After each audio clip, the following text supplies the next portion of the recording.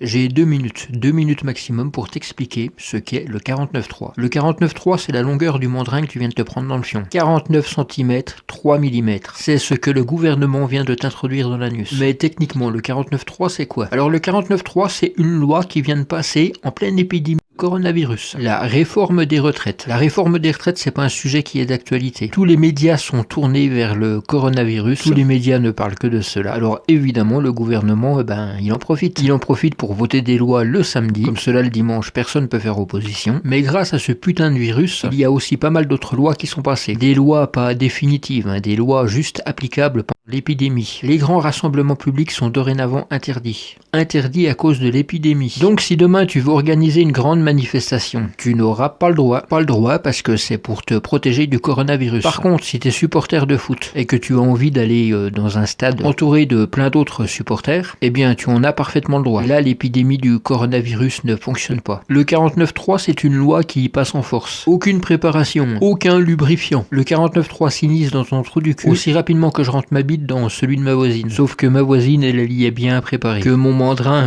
ne fait pas 49.3, il fait à peine 33.2.